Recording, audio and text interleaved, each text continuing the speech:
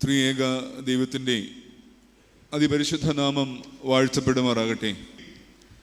ഈ സന്ധ്യയിലെ ധ്യാന വിഷയം തിരഞ്ഞെടുക്കുവാൻ തക്കവണ്ണം ആഗ്രഹിച്ചപ്പോൾ ഈ സന്ധ്യയിലെ ധ്യാനത്തിനായി വേർതിരിച്ചിരിക്കുന്ന വാക്യം അത് തന്നെയാണ്. വിശുദ്ധ ലൂക്കോസിന്റെ സുവിശേഷം 11-ാം അധ്യായം 29-30 വാക്യങ്ങളാണ്. Gospel according to Saint Luke, chapter 11, verses 29 and 30. വാക്യം എങ്ങനെയാണ് പറയുക? ആ വാക്യം ഞാനൊന്ന് വായിക്കുകയാണ്. പുരുഷാരം തിങ്ങിക്കൂടിയപ്പോൾ അവൻ പറഞ്ഞു തുടങ്ങിയത്, ഈ തലമുറ ദോഷമുള്ള തലമുറയാകുന്നു, അത് അടയാളം അന്വേഷിക്കുന്നു. കർത്താവ് പറയുകയാണ്, യോനായുടെ അടയാളമല്ലാതെ അതിന്, എന്ന് വെച്ചാൽ ഈ തലമുറയ്ക്ക്, യോനായുടെ അടയാളമല്ലാതെ ഈ തലമുറയ്ക്ക് ഒരു അടയാളവും കൊടുക്കുകയില്ല. കർത്താവ് വീണ്ടും പറയുന്നു, യോന നിനുവായക്കാർക്ക് അടയാളമായതുപോലെ മനുഷ്യപുത്രൻ ഈ തലമുറയ്ക്കും അടയാളമാകും. യോന നിനുവായിക്ക് അടയാളമായതുപോലെ മനുഷ്യപുത്രൻ ഈ തലമുറയ്ക്ക് അടയാളമാകും. ഈ സന്ധിയിൽ വേർതിരിക്കുവാൻ തക്കവണ്ണം ആഗ്രഹിക്കുന്ന വാക്യം അതാണ്. യോന നിനുവായിക്ക് അടയാളമായതുപോലെ മനുഷ്യപുത്രൻ ഈ തലമുറയ്ക്ക് അടയാളമാകും. ഈ വാക്യത്തിന്റെ പശ്ചാത്തലം നിങ്ങൾക്കറിയാമെന്ന് ഞാൻ വിചാരിക്കുകയാണ്. കർത്താവ് ഊമയായ ഒരു മനുഷ്യനിൽ നിന്ന് ഭൂതത്തെ പുറത്താക്കുകയാണ്. ആ സമയത്ത് ആളുകളൊക്കെ പറയുന്നു, ഇവൻ ബേൽസബൂലിനെ കൊണ്ടാണ് ഭൂതങ്ങളെ പുറത്താക്കുന്നത്. കർത്താവിൻ്റെ അത്ഭുത പ്രവർത്തനത്തെ കുറച്ചു കാട്ടുവാൻ തക്കവണ്ണം ജനങ്ങളൊക്കെ താല്പര്യപ്പെടുമ്പോൾ കർത്താവ് അവരോട് പറയുകയാണ്, നിങ്ങൾ എന്താണ് പറയുന്നത്? ഒരു ഭൂതത്തിന് എങ്ങനെയാണ് ഭൂതത്തെ പുറത്താക്കുവാൻ സാധിക്കുന്നത്? പരിചിതമായ വേദഭാഗമാണ്. ഒരു രാജ്യം അതിൽ തന്നെ ഛിദ്രിച്ചാൽ, കലഹിച്ചാൽ അത് തകർന്നു പോകും. അങ്ങനെയൊക്കെ പറഞ്ഞതിന് ശേഷം ഇപ്പോഴൊരു സ്ത്രീ വന്ന് പറയുന്നുണ്ട്, നിന്നെ വഹിച്ച ഉദരവും നീ കുടിച്ച മുലകളുമൊക്കെ ഭാഗ്യമുള്ളവ. അത് കഴിഞ്ഞ് ഉടനെ കർത്താവ് പറയുകയാണ്, ഈ തലമുറ ദോഷമുള്ള തലമുറയാണ്. ഇറ്റ് സീക്സ് സൈൻസ്, ഇത് അടയാളം അന്വേഷിക്കുകയാണ്. പക്ഷെ എനിക്ക് സ്നേഹിത തരുവാനായി യോനായുടെ അടയാളമേ ഉള്ളൂ. യോന അന്നത്തെ ജനതയ്ക്ക് നിനുവായിക്ക് അടയാളമായതുപോലെ ഞാനാണ് ഈ തലമുറയുടെ അടയാളം. യോനാ നിബിയും മനുഷ്യപുത്രനും രണ്ട് കാലഘട്ടങ്ങളിലുള്ള ജനതയ്ക്ക് അടയാളമാണെന്നാണ് കർത്താവിനായ സ്നേഹിതനെ നമ്മുടെ കർത്താവ് ഈ ഭാഗത്ത് പറഞ്ഞു വെക്കുന്നത്. എങ്ങനെയാണ് യോന അന്ന് അടയാളമായത്? ആ അടയാള മാതൃക എവിടെയാണ് കർത്താവിൻ്റെ ജീവിതത്തിൽ കാണുന്നത്? നമുക്ക് നൽകുന്ന സന്ദേശങ്ങൾ എന്താണ്?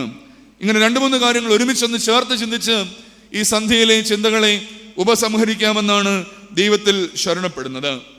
യോന നിനുവായുടെ രൂപാന്തരത്തിന് കാരണമായതുപോലെ മനുഷ്യപുത്രൻ ഈ തലമുറയുടെ രൂപാന്തരത്തിന് കാരണമാകുന്നു. 3 അടയാളപ്പെടുത്തലുകളാണ് ഇന്നത്തെ ധ്യാന വിഷയം. ഒന്നാമത്തെ കുറിപ്പ് ഇങ്ങനെയാണ്: യോന നിനുവായിക്ക് അടയാളമായി. എങ്ങനെയാണ് അടയാളമായത്? എന്താണ് അടയാളമായത്? ഒന്നാമത്തെ കുറിപ്പ് കുറിച്ചിരിക്കുന്നത് ഇങ്ങനെയാണ്: ആയിരിക്കേണ്ട ഇടത്തെക്കുറിച്ചുള്ള ഓർമ്മപ്പെടുത്തലിന്റെ അടയാളമാണ്. ആയിരിക്കേണ്ട ഇടത്തെക്കുറിച്ചുള്ള ഓർമ്മപ്പെടുത്തലിന്റെ അടയാളമായിരുന്നു യോന. യോനയുടെ കഥയൊക്കെ നമുക്കറിയാം. എന്തായിരുന്നു കഥ? കുഞ്ഞിനറിയാമോ കഥ? യോനയുടെ കഥ അറിയാമോ? എന്തായിരുന്നു യോനയുടെ കഥ? യോന ആരായിരുന്നു? എന്തേലുമൊക്കെ പറയുന്നേ. യോന ആരായിരുന്നു? ഞാനൊരു കുറച്ച് അധ്യാപകനും കൂടെ കേട്ടോ, അതുകൊണ്ട് എനിക്കിങ്ങനെ ചോദ്യം ചോദിച്ചാലേ പ്രസംഗം വരുള്ളൂ. യോന ആരായിരുന്നു? യോന ഒരു പ്രവാചകനായിരുന്നു. യോനയെക്കുറിച്ച് യോനയുടെ പുസ്തകത്തിലല്ലാതെ മറ്റെവിടെയെങ്കിലും എന്തെങ്കിലും പറയുന്നുണ്ടോ? ഉണ്ട്. രാജാക്കന്മാരുടെ പുസ്തകത്തിൽ യോനയെ പറ്റി പരാമർശമുണ്ട്. പ്രവാചകൻ ആരായിരുന്നു? പ്രവാചകൻ നമ്മുടെ ഒരു സാധാരണ ചിന്തയിൽ ഒരു പ്രവാചകൻ എന്ന് പറഞ്ഞാൽ മുൻകൂട്ടി നടക്കാൻ പോകുന്ന കാര്യങ്ങൾ പറയുന്ന, നമ്മുടെ നാടൻ ഭാഷയിൽ പറഞ്ഞാൽ ഒരു ഗണകൻ. നമ്മൾ മലയാളത്തിൽ നല്ല മലയാളത്തിൽ കണിയാനെന്ന് പറയും അല്ലേ? ഒരു കണിയാൻ്റെ ജോലി ചെയ്യുന്ന ആളായിരുന്നു ഒരു പ്രവാചകൻ. അല്ല, തീർച്ചയായും ദൈവാത്മ പ്രേരിതരായി വരുവാനുള്ള കാര്യങ്ങളൊക്കെ ഈ പ്രവാചകന്മാർ പറഞ്ഞിട്ടുണ്ട്. പക്ഷെ അവരുടെ ശുശ്രൂഷയെ പറ്റി നല്ലൊരു വാചകം പറയാമെങ്കിൽ പ്രോഫറ്റ്സ് വെയർ ഫോർടെല്ലേഴ്സ്, മുൻകൂട്ടിയുള്ള കാര്യങ്ങൾ പറയുന്നവരാണ് തീർച്ചയായും. അതോടൊപ്പം ആൻഡ് ഫോർത്ത് ടെല്ലേഴ്സ്, കാര്യങ്ങൾ മുൻകൂട്ടി പറയുക എന്നുള്ളത് മാത്രമല്ല, അതാത് കാലങ്ങളിലെ വർത്തമാനകാലത്തിലെ ജീവിത സാഹചര്യങ്ങളെ ദൈവാത്മ പ്രേരിതരായി വ്യാഖ്യാനിച്ചു നൽകുന്നവരായിരുന്നു പ്രവാചകന്മാർ.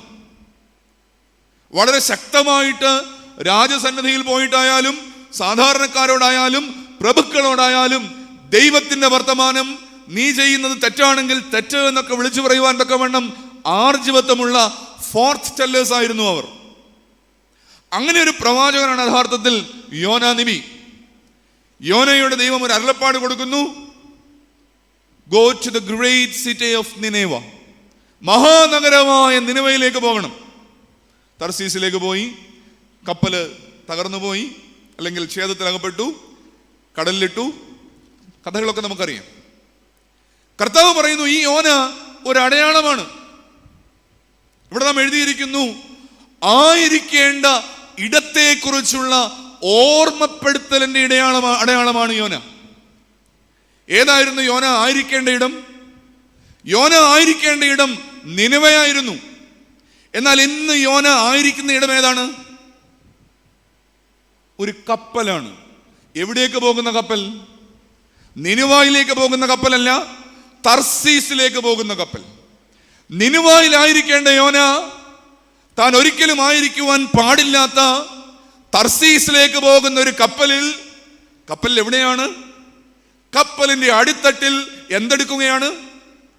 വളരെ സുഖമായി കപ്പൽ കാറ്റിൽ ആടി ഉലയുമ്പോഴും വളരെ സുഖമായി കപ്പലിന്റെ അടിത്തട്ടിൽ കിടന്ന് ഉറങ്ങുന്ന യോന താൻ ഒരിക്കലും ആയിരിക്കുവാൻ പാടില്ലാത്ത ഒരിടത്താണ് യോന നബി ആയിരിക്കുന്നത്.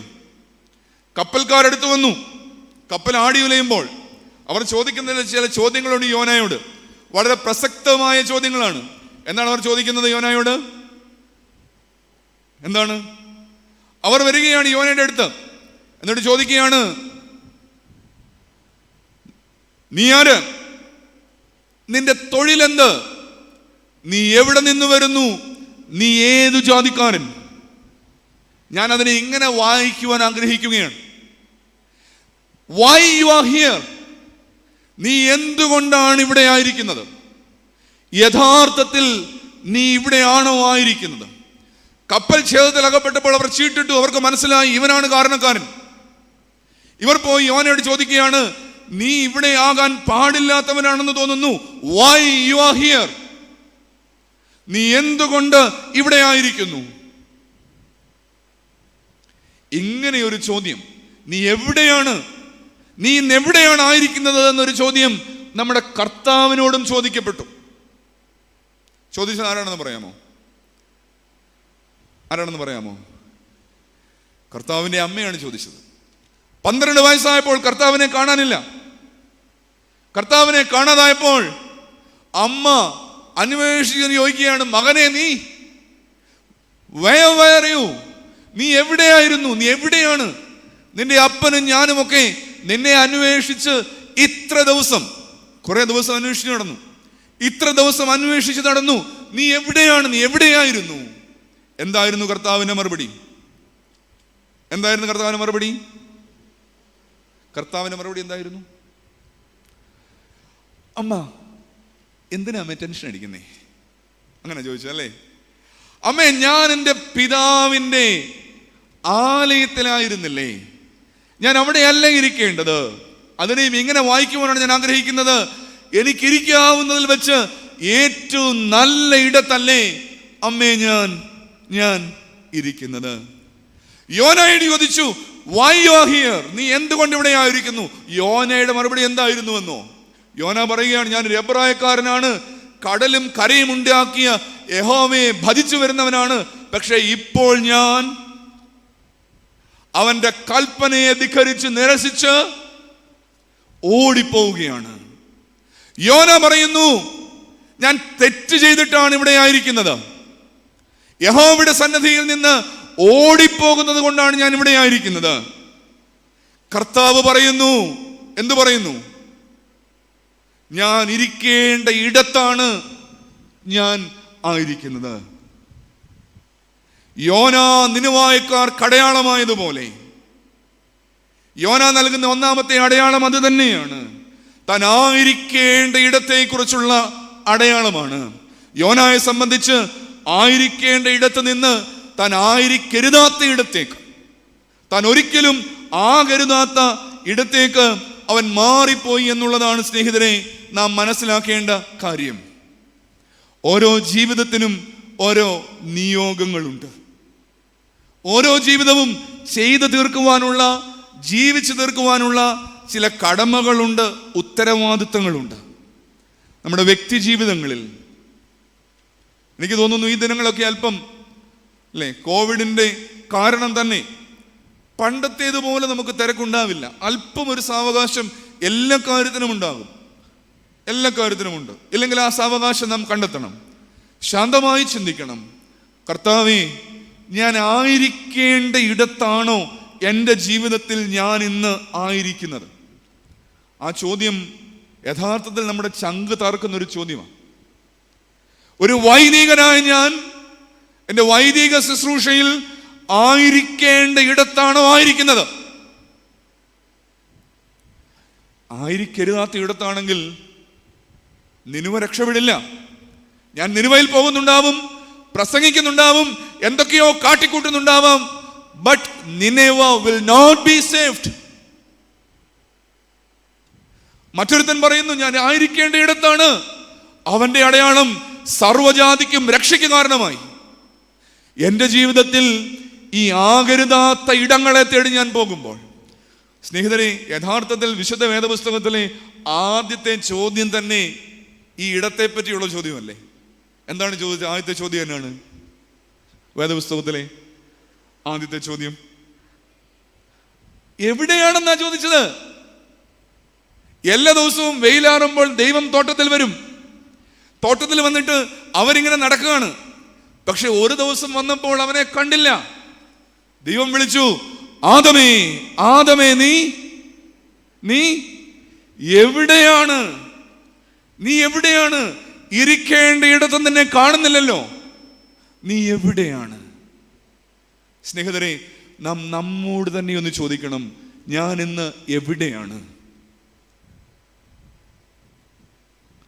കൗമാരക്കാരനായ മകൻ രാത്രി മുഴുവൻ പഠിക്കുകയാണെന്ന് അമ്മ വെറുതെ അങ്ങ് വിചാരിക്കും. എന്നും രാത്രിയിൽ അവൻ ഇങ്ങനെ ഉണർന്നിരുന്ന് പുസ്തകവും ഫോണും ഒക്കെ മാറി മാറി ഉപയോഗിക്കുന്നുണ്ട്.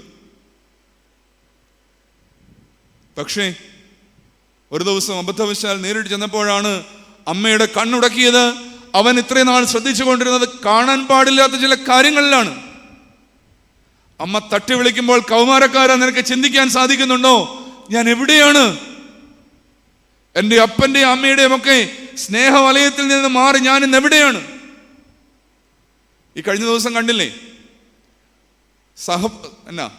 കളിക്കൂട്ടുകാരാണ്, എല്ലാവരും ചേർന്ന് മറ്റൊരുത്തനെ തല്ലുകയാണ്. അതിലൊരു കുഞ്ഞു പോയി പിന്നെ ആത്മഹത്യ ചെയ്തു എന്നൊക്കെ വായിക്കുകയുണ്ടായി. എവിടെയാണ്? മദ്യം തേടി പോകുന്നയിടത്ത്, മദ്യപാനി, ശാന്തമായിട്ട് നീ ചിന്തിക്കണം. മദ്യം തേടി പോകുന്നയിടത്ത് നിന്റെ പങ്കാളിയുടെയും കുഞ്ഞുങ്ങളുടെയും സ്നേഹവലയത്തിൽ നിന്ന് തെറ്റുകളെ തേടി നീ പോകുമ്പോൾ നീ ചിന്തിക്കാറുണ്ടോ ഞാൻ എവിടെയാണ്? വിശ്വസ്തയായ ഭാര്യയുടെ സ്നേഹത്തെ കളഞ്ഞ് അവിശുദ്ധ ഇടങ്ങൾ തേടി പോകുമ്പോൾ എനിക്ക് ചിന്തിക്കാൻ സാധിക്കുന്നുണ്ടോ ഞാൻ എവിടെയാണ്? എവിടെയാണ് എന്ന ചോദ്യം ആദിയിലെ ശബ്ദമാ സ്നേഹിതരെ. അത് ഇന്നും എങ്ങനെ അന്വേഷണമായിട്ടിരിക്കുകയാണ്.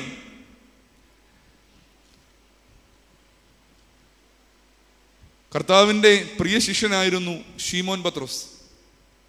ശീമോൻ പത്രോസ് അല്ലേ, നമ്മുടെ ബോബി ജോസ് അച്ഛൻ്റെ ഭാഷയിൽ പറഞ്ഞാൽ കർത്താവിൽ നിന്ന് ഒത്തിരി പ്രിവിലേജുകൾ കിട്ടിയ ആളാണ് പത്രോസ്. അതായത് ഈ 12 ശിഷ്യന്മാരിൽ മറ്റാരുടെയും വീട്ടിൽ കർത്താവ് പോയിട്ടുണ്ടോ? മറ്റാരുടെയും വീട്ടിൽ പോയിട്ടുണ്ടോ? പക്ഷെ ആരുടെ വീട്ടിൽ പോയി? പത്രോസിന്റെ വീട്ടിൽ പോയി. എന്തിനാ? പത്രോസിന് ഭയങ്കര സ്നേഹമായിരുന്നിരിക്കണം ഈ അമ്മായിയമ്മയായിട്ടൊക്കെ. അതുകൊണ്ടായിരിക്കുമല്ലോ തീർച്ചയായിട്ടും കർത്താവും പോയത്. അമ്മാവിയമ്മയ്ക്ക് ഒരു പനി വന്നപ്പോൾ കർത്താവ് വീട്ടിൽ പോയിട്ട് അമ്മാവിയമ്മയുടെ പനി സൗഖ്യമാക്കി എന്ന് വേദപുസ്തകം പറയുന്നുണ്ട് അല്ലേ? അങ്ങനെ പറയുന്നില്ലേ? അങ്ങനെ പറയുന്നുണ്ട്.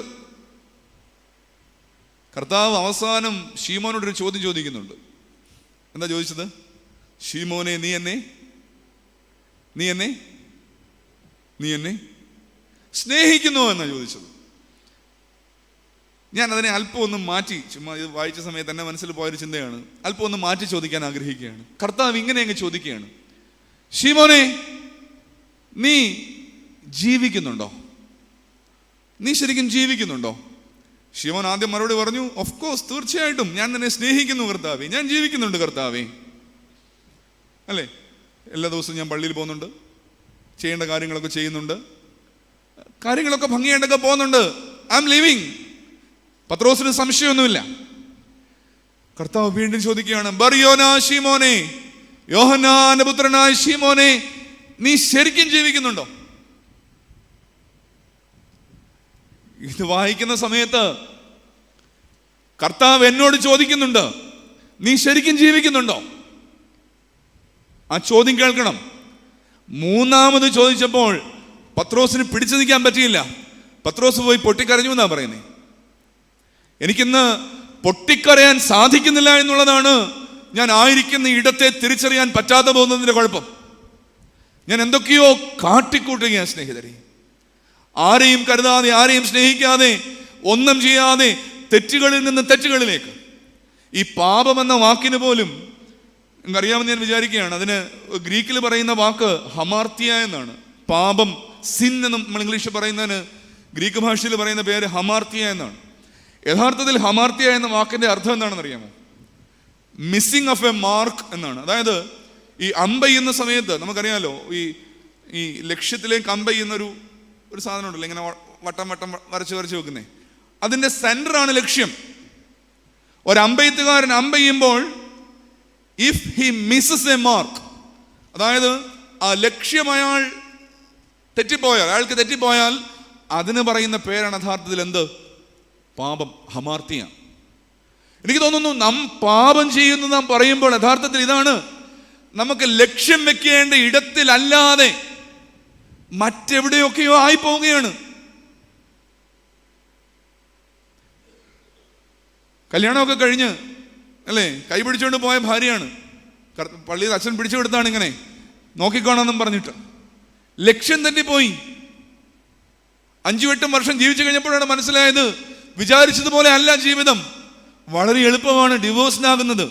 ലക്ഷ്യം തെറ്റിപ്പോവുകയാണ്. വേർ ആർ യു എന്ന ചോദ്യം അത് ആഴത്തിൽ കൊള്ളണം. കർത്താവ് ഉയർത്തെഴുന്നേറ്റ ഇടമായിരുന്നു യെരുശലേം എന്ന് പറയുന്ന നഗരം. ഉദ്ധിതനായ കർത്താവ് ഉണ്ടായിരുന്ന ഇടമാണ് യെരുശലേം. പക്ഷേ ശിഷ്യന്മാർക്ക് അല്ലേ, 2 പേർക്ക്, കർത്താവിന്റെ നേരിട്ടുള്ള 12 ശിഷ്യന്മാരിൽപ്പെട്ടവരല്ല എങ്കിലും 2 പേരെ കുറിച്ച് പറയുന്നുണ്ട്. അവർ പെട്ടെന്ന് അവിടെ നിന്ന് ഓടി എങ്ങോട്ട് പോയി? എവിടേക്ക് പോയി? എമ്മാവൂസിലേക്ക് പോയി. യെരുശലേം കർത്താവ് ഉയർത്തെഴുന്നേറ്റ ഇടമാണെങ്കിലും they were afraid of Jerusalem. അവർ യെരുശലേമിനെ കണ്ടത് ഇത്ര ഇൻസെക്യൂർ ആയിട്ടുള്ള, എന്നാ പറയുന്നേ, സുരക്ഷിതത്വം ഇല്ലാത്ത ഒരു നഗരമാണ്. കർത്താവിനെ കൊന്നു, കർത്താവ് ഉയർത്തെഴുന്നേറ്റു എന്ന് ആരൊക്കെയോ പറയുന്നു. കർത്താവിന്റെ ശിഷ്യരായതുകൊണ്ട് sometimes we also may be murdered, ഞങ്ങളും കൊല്ലപ്പെട്ടേക്കാം. അതുകൊണ്ട് അവർ എന്ത് ചെയ്യുകയാണ്? അവർ ആയിരിക്കേണ്ട യെരുശലേമിൽ നിന്ന് ആകരുതാത്ത എമ്മാവൂസിലേക്ക് അവർ ഓടിപ്പോവുകയാണ്. ഞാനും ഇന്നിങ്ങനെ ഓടിപ്പോയിക്കൊണ്ടിരിക്കുക സ്നേഹിത, ഓടിപ്പോക്കാണ്. എവിടേക്കാണ് ഓടുന്നത് എന്ന് എനിക്കറിയില്ല. ഓരോ സന്ദർഭം വരുമ്പോഴും ഇതിലും മെച്ചമായത് എന്തോ ഒന്ന്, ഇതിലും സുരക്ഷിതമായ എന്തോ ഒന്ന് എന്നൊക്കെ വിചാരിച്ച് ഓടിപ്പോകുമ്പോൾ എന്നോട് ചോദിക്കുന്നുണ്ട്, നീ എവിടെയാണ്? നീ എവിടെയാണ്? എനിക്ക് തോന്നുന്നു ഈ 3 നോമ്പ്, ഈ പെരുന്നാൾ നാം ആയിരിക്കേണ്ട ആ ഇടത്തെക്കുറിച്ചുള്ള ഒരു ഉറപ്പ് നമുക്ക് തരേണ്ട ഒരു ദിവസമാണ്. എവിടെയാണ് ആയിരിക്കേണ്ടത് എന്ന് പറഞ്ഞു തരാൻ എനിക്കറിയില്ല. ഇത്രമാത്രം ലളിതമായിട്ട് പറഞ്ഞു തരാം, പറയാൻ ശ്രമിക്കുകയാണ്. പറഞ്ഞു തരാമെന്ന് പറയാൻ ഞാൻ ആളല്ലല്ലോ, പറയാൻ ശ്രമിക്കുകയാണ്. എൻ്റെ ഉടയവനായി മറ്റൊരുത്തനെയും ജീവിതത്തിൽ കയറ്റി വെക്കരുത്. എൻ്റെ ഉടയവൻ, എൻ്റെ കർത്താവ് കഴിഞ്ഞാൽ എൻ്റെ ഉടയവൻ ഞാനാണ്. എൻ്റെ ഉടയവൻ ഞാനല്ലാതെ ആകുമ്പോഴാണ് ഞാൻ ആകരുതാത്ത ഇടങ്ങളിലേക്ക് ഞാൻ പോകുന്നത്. ഞാനല്ലാതെ പണം എന്നെ നയിക്കുമ്പോഴാണ്, ഞാനല്ലാതെ മോഹം എന്നെ നയിക്കുമ്പോഴാണ്, ഞാനല്ലാതെ എൻ്റെ കുടുംബ മഹിമ എന്നെ നയിക്കുമ്പോഴാണ്, ഞാനല്ലാത്ത എൻ്റെ സൗഹൃദങ്ങൾ എന്നെ നയിക്കുമ്പോഴൊക്കെയാണ് ഞാൻ പല തെറ്റായ ഇടങ്ങളിലേക്കും ചെന്നുപെടുന്നത്. എൻ്റെ കർത്താവ് കഴിഞ്ഞാൽ ഞാനേ എന്നെ നയിക്കുവാൻ പാടുള്ളൂ. യോനയ്ക്കും ഈ ഒരു പ്രശ്നമായിരുന്നു ഉണ്ടായിരുന്നത്. യോനയുടെ പുസ്തകത്തിന്റെ അവസാനത്തെ അധ്യായത്തിൽ യോന പറയുന്നില്ലേ, ഞാൻ ഓടിപ്പോയത് എന്തിനാണെന്ന് അറിയാമോ? എന്തിനാണെന്നാ യോന പറയുന്നേ? നിനിവേക്കാരൊക്കെ മാനസാന്തരപ്പെട്ട് കഴിഞ്ഞിട്ട് യോന ദൈവത്തോട്, യഹോവയോടൊരു പരിദേവനം നടത്തുന്നുണ്ടല്ലേ. ഞാൻ പറഞ്ഞു ഒന്നും നടന്നില്ല, അവർ മുഴുവൻ രക്ഷപ്പെട്ടു, എനിക്കറിയാമായിരുന്നു ഇത് തന്നെ നടക്കുമെന്ന്. അതുകൊണ്ടാണ് ഞാൻ എവിടേക്ക് ഓടിപ്പോയത്? തർസീസിലേക്ക് ഓടിപ്പോയത്. യോനയുടെ പുസ്തകം 4-ാം അധ്യായ അവസാനത്തെ അധ്യായത്തിൽ അത് പറയുന്നുണ്ട്. യോനയുടെ യുക്തി അങ്ങ് മുമ്പിൽ നിൽക്കുകയാണ്. അതുകൊണ്ടാണ് യോനയുടെ ഉടയവൻ, യോനയുടെ ഈഗോ ആയപ്പോഴാണ് യോന തർസീസിലേക്ക് ഓടിപ്പോയത്. സ്നേഹിതരെ, ഒന്നാമത്തെ ആ ചിന്തയെ ചുരുക്കുവാൻ ഞാൻ ആഗ്രഹിക്കുകയാണ്. ഞാൻ ആയിരിക്കേണ്ട ഇടത്തേക്ക് മടങ്ങി വരികയാണെങ്കിൽ, യോന ആയിരിക്കരുതാത്ത കപ്പലിൽ നിന്ന് ആയിരിക്കേണ്ട നിനിവയിലേക്ക് മടങ്ങി വന്നപ്പോൾ അത് ആരുടെ രക്ഷയ്ക്ക് കാരണമായി? നിനിവയുടെ മുഴുവനും രക്ഷയ്ക്ക് കാരണമായി.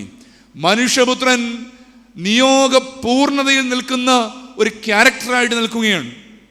ആയിരിക്കേണ്ട ഇടത്ത് ഉറച്ചു നിൽക്കുന്ന മനുഷ്യപുത്രൻ. 33 വയസ്സിൽ അവൻ പറഞ്ഞ എന്താണ്? അവൻ മരിച്ചപ്പോൾ, കുരിശിൽ കിടന്ന് മരിച്ചപ്പോൾ അവൻ പറയുകയാണ്, സകലവും നിവൃത്തിയായി എന്ന് പറഞ്ഞാൽ ഇത്രയേ ഉള്ളൂ അല്ലേ? 80 വയസ്സുള്ള അപ്പച്ചൻ മരിക്കുമ്പോൾ അപ്പച്ചൻ്റെ ആഗ്രഹം എന്നാ? അവസാനത്തെ ആഗ്രഹം കൊച്ചുമോൻ്റെ മോടെ കല്യാണം കൂടെ കണ്ടിട്ട് മരിക്കണമെന്നായിരുന്നു ആഗ്രഹം. അത് നടന്നില്ല. ചെയ്തു തീർക്കുവാൻ ഏതാണ്ടൊക്കെ ഇനി ഉണ്ട് എന്നുള്ളതാണ്. എത്തിപ്പെടുവാൻ ഇനിയും എവിടെയൊക്കെയോ ഇടങ്ങളുണ്ട് എന്നുള്ള ആഗ്രഹമാണ്. പക്ഷെ ഇവിടെ 33 വയസ്സുകാരൻ മരിച്ചപ്പോൾ പറയുകയാണ്, എവറിത്തിങ് ഈസ് ഡൺ, സകലതും നിവൃത്തിയായി എന്ന് പറഞ്ഞാൽ ഇത്രയേ ഉള്ളൂ. ഞാൻ എന്തൊക്കെ ചെയ്തു തീർക്കണോ, ഞാൻ എന്തിനാണോ വന്നത്, everything is done and I am dying with എന്നാ നല്ല ഉറപ്പുള്ള സംതൃപ്തമായൊരു മനസ്സോടുകൂടെയാണ് ഞാൻ പോകുന്നതെന്നാണ് പറഞ്ഞത്.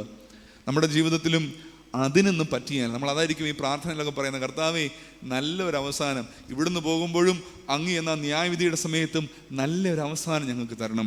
അങ്ങനെ നല്ല അവസാനം പ്രാപ്യമാകണമെങ്കിൽ സ്നേഹിത, ആയിരിക്കേണ്ട ഇടം, ഈ സന്ധ്യയിൽ ആ വാക്ക് മാത്രമൊന്ന് അടിവരയിടുവാൻ തക്കവണ്ണം നമുക്ക് ശ്രദ്ധിക്കാം. എൻ്റെ കർത്താവ്, എൻ്റെ ജീവിതത്തിൽ ഞാൻ ആയിരിക്കാത്ത ഇടങ്ങളിലാകാതെ, അത്തരമേതെങ്കിലും ഇടങ്ങളിൽ ഞാൻ ആയിട്ടുണ്ടെങ്കിൽ ആയിരിക്കേണ്ട ഇടത്തേക്ക് എന്നെ ഒന്ന് മടക്കി വരുത്തണമേ. ഞാൻ ആയിരിക്കേണ്ട ഇടത്തേക്ക് നീ യഥാർത്ഥമായി എന്നെ ഒന്ന് മടക്കി വരുത്തണമേ എന്നുള്ളതാണ് ഒന്നാമത്തെ പ്രാർത്ഥന. യോന ആയിരിക്കേണ്ട ഇടത്തെക്കുറിച്ചുള്ള ഓർമ്മപ്പെടുത്തലിന്റെ അടയാളമാണ്. കർത്താവായ യേശു ക്രിസ്തുവും ഈ ആയിരിക്കേണ്ട ഇടത്തെക്കുറിച്ചുള്ള ഓർമ്മ നമുക്ക് നൽകുന്നുണ്ട്. നമുക്കും ആ ആയിരിക്കേണ്ട ഇടങ്ങളിലേക്ക് മടങ്ങി വരാമെന്ന പ്രാർത്ഥനയോടെ ഒന്നാമത്തെ കുറിപ്പിനെ അവസാനിപ്പിക്കുകയാണ്. യോന നൽകുന്ന രണ്ടാമത്തെ അടയാളമായി രേഖപ്പെടുത്തിയിരിക്കുന്നത് ഞാൻ ഇങ്ങനെയാണ്: നീ മാത്രമല്ല എന്നുള്ള ഓർമ്മപ്പെടുത്തലിന്റെ അടയാളമാണ്. നീ മാത്രമല്ല എന്ന ഓർമ്മപ്പെടുത്തലിന്റെ അടയാളം. യഹോവ എന്താണ് യോനയോട് പറയുന്നത്? നീ പോയി മറ്റു ചിലരോട്, നീ പോയി വേറെ ചിലരോട് പ്രസംഗിക്കണം. നീ പോയി മറ്റു ചിലരോട് പ്രസംഗിക്കണം. ഈ നിനുവ എന്ന് പറയുന്ന രാജ്യത്തെക്കുറിച്ച് നാം മനസ്സിലാക്കേണ്ടത്, അസീറിയ എന്ന് പറയുന്ന വലിയ രാജ്യത്തിൻ്റെ തലസ്ഥാനമാണ് നിനുവ. വിശുദ്ധ വേദപുസ്തകത്തിൽ ഈ അസീരിയയെ കുറിച്ച് പരാമർശമുണ്ട്. ആർക്കെങ്കിലും അറിയാമോ? അസീരിയ മലയാള വേദപുസ്തകത്തിൽ അശൂര്യർ എന്നാണ് പറഞ്ഞിരിക്കുന്നത്. അശൂര്യർ ആരാണ്? അശൂര്യർ യഹൂദന്മാരുടെ തകർച്ചയ്ക്ക് കാരണക്കാരായ രാജ്യമാണ്. ഇസ്രായേൽ ദാവീദ് രാജാവിൻ്റെ കാലത്തൊക്കെ ഉണ്ടായിരുന്ന 12 ഗോത്രങ്ങളുള്ള ഇസ്രായേൽ ശലോമിന് ശേഷം 2 രാജ്യങ്ങളായി പിളർന്നുവെന്ന് നമുക്കറിയാം. 2 രാജ്യങ്ങളായി, ഒന്ന് യഹൂദ എന്നുള്ള പേരിലും ഒന്ന് ഇസ്രായേൽ എന്നുള്ള പേരിലും. 2നും 2 രാജാക്കന്മാരൊക്കെയായി. 10 ഗോത്രങ്ങളാണ് ഇസ്രായേൽ എന്നുള്ള പേരിൽ നിന്നത്, 2 ഗോത്രങ്ങളാണ് യഹൂദ എന്നുള്ള പേരിൽ നിന്നത്. ഈ 10 ഗോത്രങ്ങളുള്ള ഇസ്രായേലിനെ ഈ അശൂര്യരാണ് ചരിത്രത്തിൽ വന്ന് കീഴ്പ്പെടുത്തിയത്. അവരെ യുദ്ധം ചെയ്ത് കീഴ്പ്പെടുത്തിയെന്ന് മാത്രമല്ല, ഈ 10 ഗോത്രങ്ങളും ഇസ്രായേലിൻ്റെ ചരിത്രത്തിൽ നിന്ന് എക്സ്റ്റിൻ്റ് ആയിപ്പോയി. അവിടെ നിന്ന് അങ്ങ് എന്നാ പറയുന്നേ, ഇല്ലാതെയായി. അവരുടെ വംശം തന്നെ ഇല്ലാതെയായിപ്പോയി. അതിനുള്ള കാരണമൊക്കെ അവിടെ പറയുന്നുണ്ട്. ഇസ്രായേലിലെ പുരുഷന്മാരെയൊക്കെ ഇവർ കൊന്നുകളഞ്ഞു. അശൂര്യർ വന്ന് ഇസ്രായേലിലെ സ്ത്രീകളുമായിട്ട് ബന്ധമുണ്ടാക്കി. അങ്ങനെ അവരുടെ വംശശുദ്ധി തന്നെ നഷ്ടമായിപ്പോയി. അപ്പോൾ ഇസ്രായേലിൻ്റെ എക്കാലത്തെയും ശത്രുവാണ് ആര്? Assyrians or അശൂര്യർ. ആ അസീരിയയുടെ ക്യാപിറ്റലാണ്, തലസ്ഥാനമാണ് നിനേവ എന്ന് പറയുന്ന പട്ടണം. യഹോവ യോനയോട് പറയുന്നത്, നീ പോയി നിന്റെ നിങ്ങളുടെ ശത്രുരാജ്യമായ നിനവയോട്, അസീരിയയോട് സുവിശേഷം അറിയിക്കുവാനായിട്ടാണ്. അതുകൊണ്ടാണ് ഞാൻ ആ തലക്കെട്ടിനെ അങ്ങനെ കൊടുത്തത്. നീ മാത്രമല്ല, അവനും കൂടെ ഉണ്ട് എന്നുള്ള ഓർമ്മപ്പെടുത്തലാണ് യോന നൽകുന്ന അടയാളമെന്ന്. നീ മാത്രമല്ല, നീ നിന്നെക്കുറിച്ചാണ് ചിന്തിക്കുക. ഒരുപക്ഷെ യോന നിനവയിലേക്ക് പോകാഞ്ഞതിൻ്റെ ഒരു കാരണം അത് തന്നെയായിരിക്കും. ഞാനെന്തിനാണ് ഞങ്ങളുടെ ശത്രുരാജ്യത്ത് പോകുന്നത്? ഞാൻ പോയി അവരെ ഗുണം പിടിപ്പിച്ചിടാനാണ് കാര്യം? ഞങ്ങളുടെ ശത്രുക്കളല്ലേ. Why should I go there? ശത്രുവിൻ്റെ അടുത്ത് പോയി ഈ കാര്യമൊന്നും ചെയ്യേണ്ട ബാധ്യത എനിക്കില്ലല്ലോ. ഞാൻ ഇസ്രായേലിൻ്റെ പ്രവാചകനല്ലേ. ഇതൊക്കെ ആയിരിക്കും ഒരുപക്ഷെ യോനയുടെ മനസ്സിലൂടെ, വേദപുസ്തകത്തിലൊന്നും പറയുന്നില്ല കേട്ടോ, ഞാൻ ഇന്ന് വായിക്കുവാൻ ശ്രമിച്ചതാണ്. യോനയുടെ മനസ്സിലൂടെയൊക്കെ കടന്നുപോയ ചിന്ത. പക്ഷേ യഹോവ പറയുകയാണ്, you are not alone, he is also there. അപരനുമുണ്ട് എന്നുള്ള ഒരു ഓർമ്മപ്പെടുത്തൽ യോനയുടെ പുസ്തകം വളരെ വ്യക്തമായിട്ട് നൽകുന്നുണ്ട്. അതുകൊണ്ടാണ് യോനയുടെ പുസ്തകത്തിലെ അവസാനത്തെ വാചകം എന്താണ്? ഇടംകൈയും വലങ്കൈയും തമ്മിൽ തിരിച്ചറിയാത്ത 1,20,000 ചില്ലുവാനം ആളുകളോട് എനിക്ക് സഹതാപം തോന്നുന്നതിന് നിനക്കെന്ത് എന്നാണ് യോനയോട് ചോദിക്കുന്നത്. ഞാൻ അവരെയും കെയർ ചെയ്യുന്നു എന്നാണ് പറയുന്നത്. ഞാൻ നിന്നെയോ നിന്റെ ജനത്തെയോ മാത്രമല്ല, ഞാൻ അവരുടെയും ദൈവമാണ്. ഞാൻ അവരെയും കെയർ ചെയ്യണമെന്ന് പറഞ്ഞാണ് യോനയുടെ പുസ്തകം അവസാനിക്കുന്നത്. സ്നേഹിതരെ, നമ്മുടെ കർത്താവ് എന്തിനാണ് ലോകത്തിലേക്ക് വന്നത്? എന്തിനാണ്? വിശുദ്ധ യോഹന്നാന്റെ സുവിശേഷം 3-ാം അധ്യായം 16-ാമത്തെ ഒരു വാചകം കാണാതെ നമ്മൾക്കറിയാവുന്ന വാചകമാണ്. എന്താണ് യോഹന്നാൻ 3:16? തൻ്റെ ഏകജാതനായ പുത്രനിൽ, ഈ മാസ്ക് വെച്ചിരിക്കുന്നതാണ് എനിക്ക് കേൾക്കാത്ത കേട്ടോ, നിങ്ങളെല്ലാവരും പറയുന്നുണ്ടെന്ന് എനിക്കറിയാം. ഞാനങ്ങ് വിചാരിക്കുക മാസ്ക് ഉള്ളതുകൊണ്ട് ശബ്ദം ഇങ്ങോട്ട്, മാസ്ക് ഒന്നും ആരും മാറ്റണ്ട, ഞാനങ്ങ് പറഞ്ഞതേ ഉള്ളൂ. യോഹന്നാൻ 3:16 പറയുകയാണ്, തൻ്റെ ഏകജാതനായ പുത്രനിൽ വിശ്വസിക്കുന്നവനും നശിച്ചു പോകാതെ നിത്യജീവൻ പ്രാപിക്കേണ്ടതിന് ദൈവം അവനെ നൽകുവാൻ തക്കവണ്ണം, അടുത്തതാണ് എനിക്ക് കേൾക്കേണ്ടത്, നൽകുവാൻ തക്കവണ്ണം ലോകത്തെ സ്നേഹിച്ചു. For God so loved the world എന്നാണ് പറഞ്ഞത്. ദൈവം ലോകത്തെ വല്ലാതെ സ്നേഹിച്ചത് കൊണ്ടാണ് ഇവിടേക്ക് അവനെ അയച്ചത്. യോനയോട് അവരുമുണ്ട് എന്ന് പറഞ്ഞ ദൈവം ഇവിടെ തന്നെ ഏകജാതനെ എല്ലാവരെയും സ്നേഹിക്കുവാൻ തക്കവണ്ണം താഴേക്ക് അയക്കുകയാണ്. അതുകൊണ്ടായിരിക്കും കർത്താവ് ഈ അത്ഭുതമൊക്കെ എന്തിനാ ചെയ്തത്? ഒരിടത്ത് പോലും താൻ ദൈവപുത്രനാണെന്ന് തെളിയിക്കുവാൻ വേണ്ടിയിട്ടൊന്നുമല്ല. നമ്മുടെ ഇന്നത്തെ വേദഭാഗത്തിലും കർത്താവ് അടയാളത്തിനെതിരായിട്ടാണ് സംസാരിക്കുന്നത്, അല്ലേ? നിങ്ങൾ ഇമ്മ അടയാളം അന്വേഷിച്ചുകൊണ്ടിരിക്കുകയാണ്, എനിക്കതൊന്നും തരാനില്ല. പക്ഷേ കർത്താവ് ഒത്തിരി അടയാളങ്ങൾ ചെയ്തു. എന്തിനാണ് ചെയ്തത്? ഒരടയാളവും തൻ്റെ മഹിമയോ മഹത്വമോ പ്രൗഢിയോ താൻ ദൈവപുത്രനാണെന്ന് കാട്ടുവാനോ അല്ല. പിന്നെ എന്തിനായിരുന്നു? വ്യക്തമായിട്ട് പറയുന്നു, സൃഷ്ടികളോട് സഹതാപം തോന്നിയിട്ട്. He feel പിറ്റി for them. അവരോട് സഹതാപം തോന്നി. സഹതാപത്തേക്കാൾ കൂടുതൽ ഒരു ഏകതാഭാവം തോന്നി. അത് ഞാനാണ് എന്നൊരു ബോധ്യം തോന്നിപ്പോയി. അതുകൊണ്ടല്ലേ കുഷ്ഠരോഗി വന്നിട്ട് കർത്താവിനോട് പറഞ്ഞു, യേശുവേ ദൈവപുത്ര, നിനക്ക് മനസ്സുണ്ടെങ്കിൽ എന്നെ ശുദ്ധനാക്കുവാൻ കഴിയും. അല്ലേ? കർത്താവിന് എങ്ങനെയൊക്കെ സൗഖ്യമാക്കാമായിരുന്നു. ആട്ടെ, ശുദ്ധനാകട്ടെ, പോട്ടെ, അങ്ങനെ പറഞ്ഞു ശുദ്ധനാക്കരുതായിരുന്നോ? അല്ലേ? ഞാനിത് ഈ ദിവസങ്ങളിൽ, പ്രത്യേകിച്ച് ഈ കൊറോണ ഒക്കെ ആയ നമ്മൾ ഈ സ്പർശനം ഇല്ലാതിരിക്കുന്ന ഒരു സമയത്ത് ആരെയും തൊടരുത് എന്നൊക്കെ നമ്മൾ പറയുന്നൊരു സമയത്താണ് കർത്താവിൻ്റെ ആ ഹീലിംഗ് ടച്ച് എന്ന് പറയുന്നതിൻ്റെ പ്രസക്തി. നിനക്ക് മനസ്സുണ്ടെങ്കിൽ എന്നെ ശുദ്ധനാക്കുവാൻ കഴിയുമെന്ന് കുഷ്ഠരോഗി പറയുമ്പോൾ കർത്താവ് എന്താ യഥാർത്ഥത്തിൽ ചെയ്യുന്നത്? അവിടെ പറയുന്നുണ്ട്, അവൻ കൈ നീട്ടി കുഷ്ഠരോഗി ഒന്ന് തൊട്ടില്ലായിരുന്നതിൽ സൗഖ്യമാവുകയല്ലായിരുന്നോ? പിന്നെന്തിനാ തൊട്ടത്? ഉത്തരം വളരെ ലളിതമാണ്. അവൻ തൊട്ടത് എന്തിനാണെന്ന് അറിയാമോ? കാരണം ആരെങ്കിലും അവനെ ഒന്ന് തൊട്ടിട്ട് വർഷങ്ങളായിരുന്നു, അതുകൊണ്ടാണ് തൊട്ടത്. കുഷ്ഠരോഗിയാണ്. വീട്ടിൽ നിന്നൊക്കെ പണ്ടേ ഇറക്കി വിട്ട് കാണും. വീട്ടുകാരും നാട്ടുകാരും ആരും തൊടാത്ത വ്രണം പൊട്ടിയൊലിക്കുന്ന ഈ മനുഷ്യനെ കർത്താവ് കൈ നീട്ടി തൊടുകയാണ്. എന്ന് പറഞ്ഞാൽ I am there for you, ഞാനുണ്ട്. ആ മനുഷ്യന് അയാളുടെ രോഗം സൗഖ്യമായില്ലേലും വേണ്ടുവല്ല, അയാളൊന്ന് തുള്ളിച്ചാടി കാണും. കാരണം തന്നെ ആരെങ്കിലും ഒന്ന് തൊട്ടല്ലോ എന്നോർത്ത്. വ്യഭിചാരത്തിലൊരു സ്ത്രീയെ പിടിച്ചുകൊണ്ട് വന്നില്ലേ? വ്യഭിചാരിണിയാണ്. നാട്ടുകാർ കല്ലെറിയാൻ കല്ലും കൊണ്ട് നിൽക്കുകയാണ്. കർത്താവ് എന്താ ചെയ്തേ? കർത്താവ്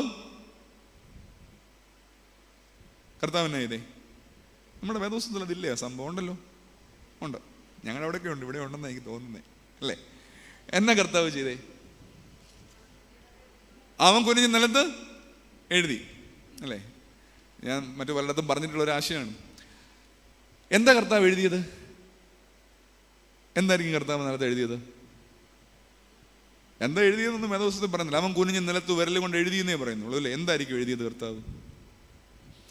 കർത്താവ് നിലത്ത് കുനിഞ്ഞ് വിരൽ കൊണ്ട് എഴുതിയത് എന്താണെന്നുള്ളതിനെ കുറിച്ച് ഒത്തിരി വായനകളും വ്യാഖ്യാനങ്ങളും ഒക്കെ ഉണ്ട്. പക്ഷെ ഒരു വായന രസകരമായിട്ട് തോന്നിയത് ഇങ്ങനെയാണ്: കർത്താവ് കുനിഞ്ഞ് നിലത്ത് എഴുതിയത് കുറെ പേരുകളാണെന്നോ. ആരുടെ പേരുകളാണെന്നോ?